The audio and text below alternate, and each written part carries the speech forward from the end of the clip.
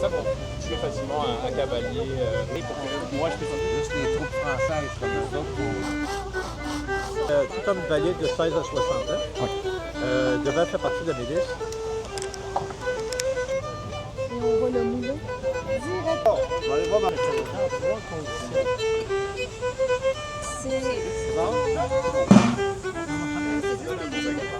Voilà, cette mâchoire-là, ça sert à quoi? Comme une arme?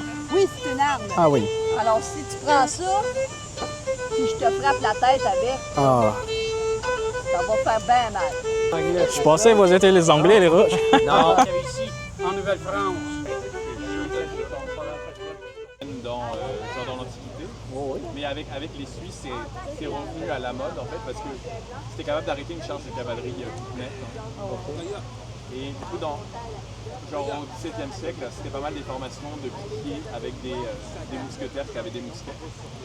Et en fait, dans l'histoire, on enlevait de plus en plus de piquiers pour maximiser le feu en fait. Avec la balle dans tous les sens. Donc, tu as beaucoup de idée. Mais si tu as un mur de personnes qui tirent, c'est-à-dire 30 personnes qui tirent, donc 30 projectiles qui vont aléatoirement devant toi, tu as plus de chances de toucher. Avec ça, pour tuer facilement un cavalier, même c'est ça. On peut même arrêter en soi une charge. Comme maintenant, Pas moi, en fait, pas mon groupe, les mais il va y avoir Russes, des quand on développait un missile hyper 4 à 5 tours classiques comme ça sur lui. Des haches, des petites, des plus grosses. On parle de 4 à 5 quelques pour instructeurs. le combat rapproché au corps à corps. Parce qu'on utilisait les techniques autochtones. C'est juste les troupes françaises comme eux autres qui sont assez nono pour entendre l'ordre d'un officier plus intelligent tirer. Nous, on faisait pas ça. Marc l'officier. That is the role of someone that we call in French le coureur de bois, which translates in English the runner of the woods. He was an independent settler, and why they call them that way, his job, like he was making a living by running through the woods, making trades with the local indigenous tribes. He was trading goods for fur, and in many cases without the approval of the local colonial authorities. We got also the cordonnier, which is the shoemaker and the shoe fixer. Du côté de mon père, c'est des déportés acadiens qui sont sauvés de la déportation acadienne. T'as pas, comment on appelle ça? T'as pas. Kinnikinnick. Kinnikinnick.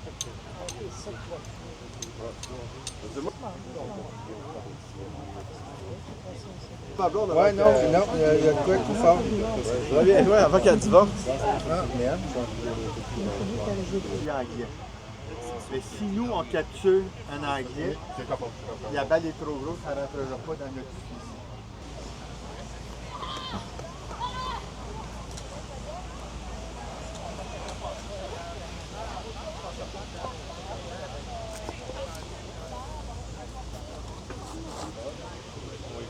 Le mantelet pouvait aussi être appelé karaté, dépendant de l'action. Et le rôle de ce monsieur... Ah, OK. Musicien, oui. OK, donc on parlait de les milices de la Nouvelle-France. Oui, les milices de la Nouvelle-France, ça c'est historique. Tout homme valide de 16 à 60 ans devait faire partie de la milice. Il fournissait son fusil. En fait, il fournissait tout. Il n'était pas payé quand il allait au combat. Mais la milice ne servait pas juste au combat, elle servait aussi à faire l'entretien des routes, à faire des ponts, des choses comme ça. Et, en fait, c'est les cols bleus de l'époque. Rôle de police comme... C'est ça. Mais par contre, quand il y avait des guerres, il fallait qu'il y ait des soldats. Ouais. Les hommes n'aimaient pas toujours partir quand il y avait des guerres. Mais on n'avait pas le choix à l'époque parce qu'on n'avait pas de militaires pour nous protéger. Quelques-uns sont arrivés, mais c'était pas assez. Surtout contre les Iroquois. Et occasionnellement contre les Britanniques qui sont venus, quelquefois avant la prise de Québec, en 1959. Mais ça, la milice, c'était tout comme valide. Un métier, on faisait toutes sortes de choses. Comme moi, un des métiers que je fais, j'ai un petit lopin de terre. Et puis, je vais de temps en temps courir le bois pour aller chercher des fourrures. OK. Parce que ça rapporte pas assez, les fourrures rapportent plus. Il fait chaud. Oui, bon, bravo de rester ici. Merci. Merci, monsieur. Merci. Le produit, c'est récolté, c'est réduit en flocons. Pour la chapellerie, ce qu'on va faire, c'est qu'on va le diluer dans de l'alcool. Dans un alcool assez fort, 99% que je vais chercher.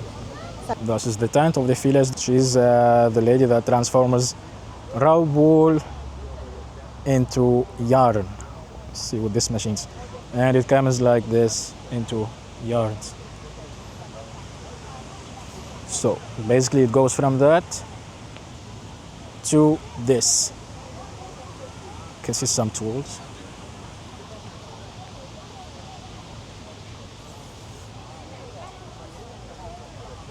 Some 1700s hats.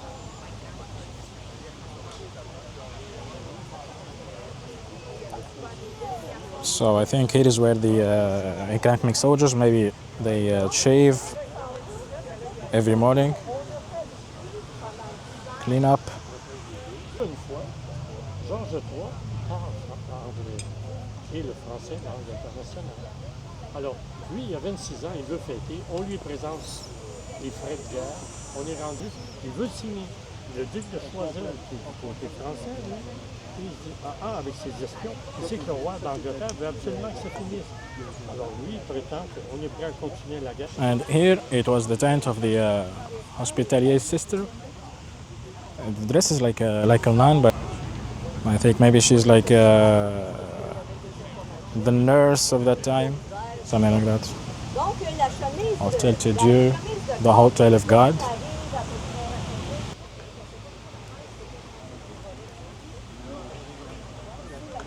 C'est très tentant, mais non. C'est bon, entre autres, pour les diarrhées.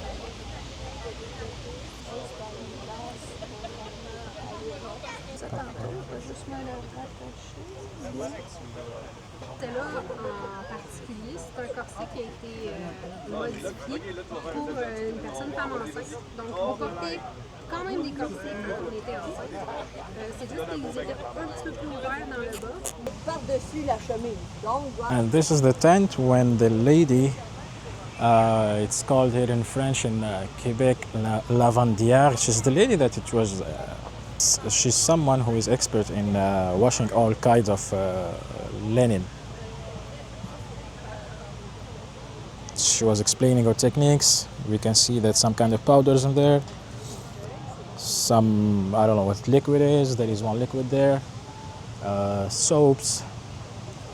I think that's a mashed soap. I don't know. She's not here. Yeah.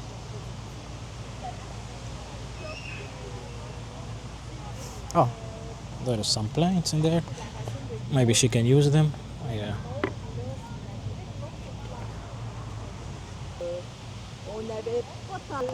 Alors, cette mâchoire-là, ça sert à quoi? Comme une arme? oui, c'est une arme. Ah oui.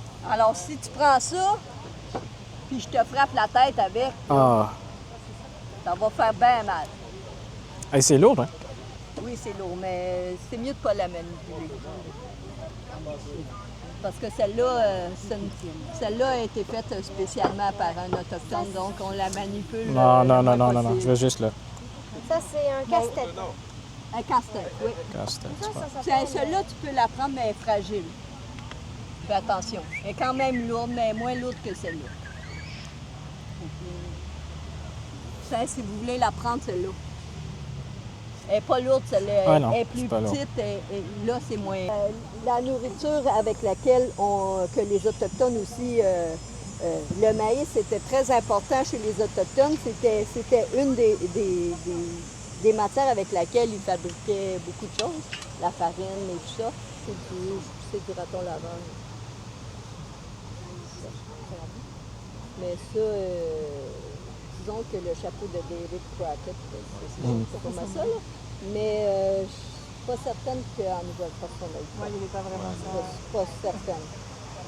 Je peux pas jurer, là, mais... Il est plus beau, il est plus belle femme.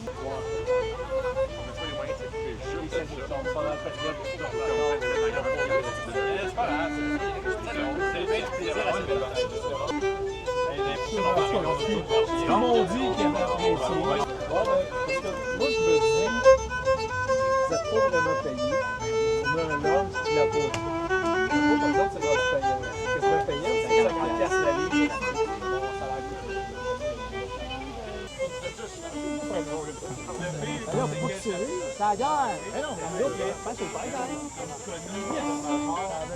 Bonjour, je filme pour les réseaux sociaux, c'est correct? Vous pouvez, absolument.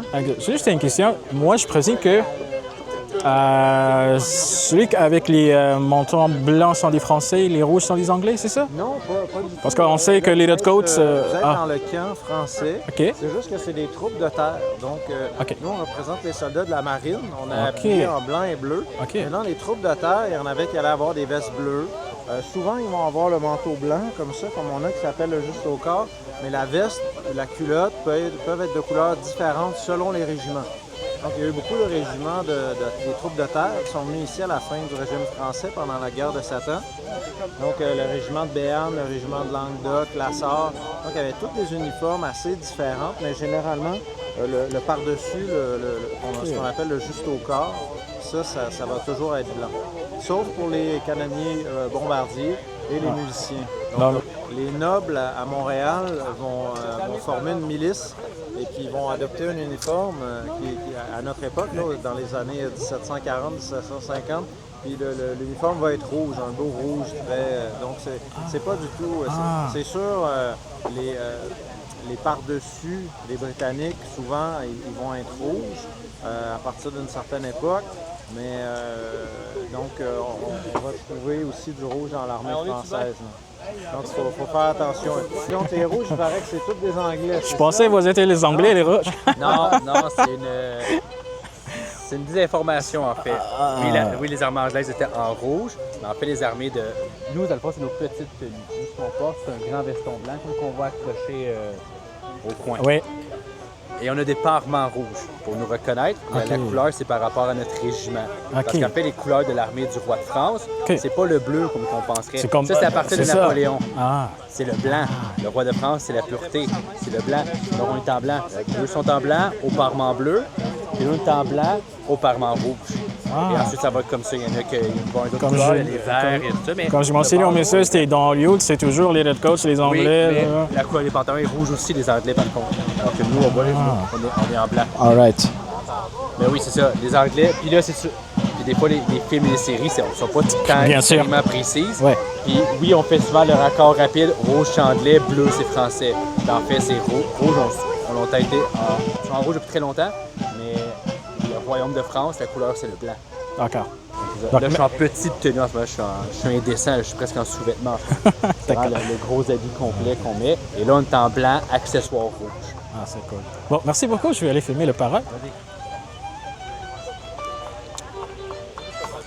So, as the two gentlemen were saying, yes, that's what everyone thought maybe. When I first came here, I saw the two gentlemen in the red coats, and I thought, okay, this is going to be like a reincarnation of some kind of battle for between the English and the French. And I came to know now that, as he was explaining, that the English, they might have, they were red coats, but the French too, they had their red coats, and their blue color that it is attributed to them in the movies, it started with Napoleon Bonaparte, Napoleonic era. Okay, let us see the parade. On va tirer vers ce grand arbre-là, fait qu'on va demander aux madames et messieurs de dégager. Allez, on dégage. Dégagez. Aidez-moi, capitaine.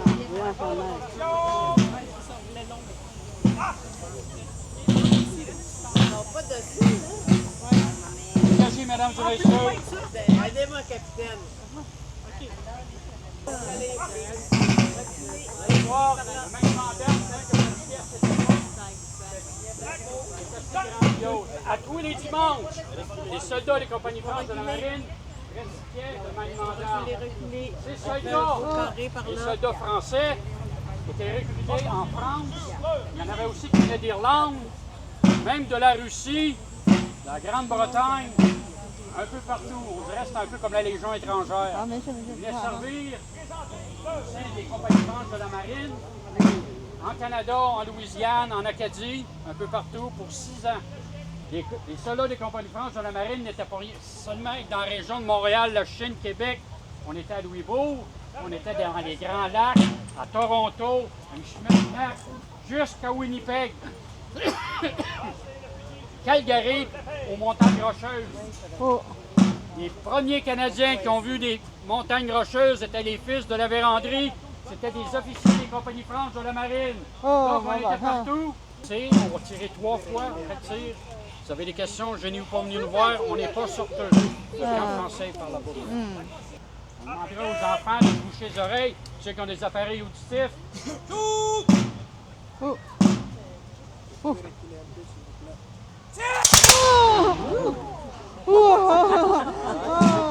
C'est de la peau noire, il va émettre une espèce de parfum. Ça le parfum du seuil. Ça sent bon. Pas beaucoup, là, on a à peu près 8. Attendez, quand on est 300 qui tirent tout en même temps. Ça va être un nuage. Un moyen de gagner sa vie. Venir ici à Nouvelle-France, ce pays, rencontrer femmes et bâtir un pays. Maintenant, ils ont sorti le baïonnette. Ça devient ce qu'on appelle plus un fusil, mais une arme. La baïonnette est une invention française de la ville de Bayonne, en France. Oh!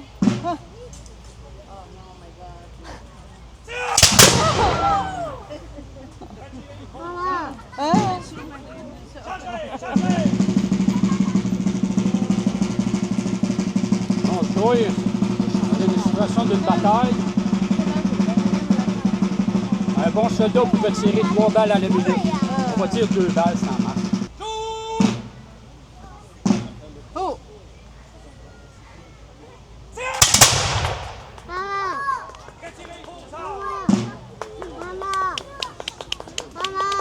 On ne mordra pas.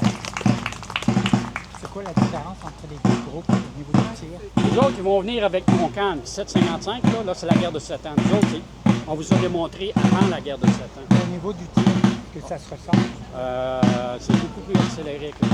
Accéléré. Oui, efficace. Plus efficace. Il va y avoir un grand changement en 755 au mouvement des hommes. Et des compagnies franches de la marine vont former un bataillon de la marine qu'on va combattre chez Plaine de Brave comme toutes les autres. So that was a demonstration of the French army, the colonial army here in Canada today, in Quebec today. Back then it was La Nouvelle France. And that was before the 7 Years' War.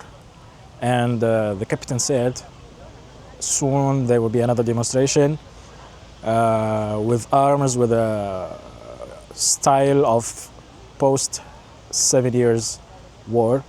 And there's going to be another demonstration of the militia, of the local militia. Well, the show is continuing for a couple or maybe 3 more hours, but I gotta call it off. The soldier demonstration, they're gonna go for another round of fire, of bullets. But that was it for today. I gotta call it off, unfortunately.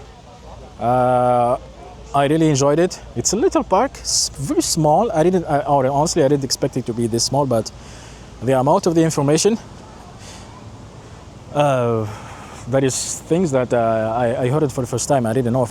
My conclusion is it's very, very informative, and the atmosphere is amazing. I'm coming often to events like this, bro.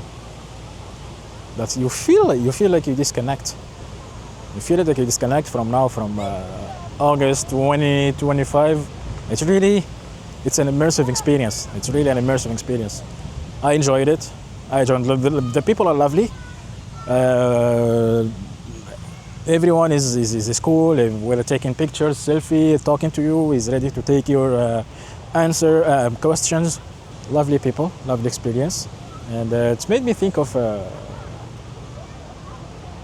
how brave these people were. Yeah, to start a new life, in a completely new world.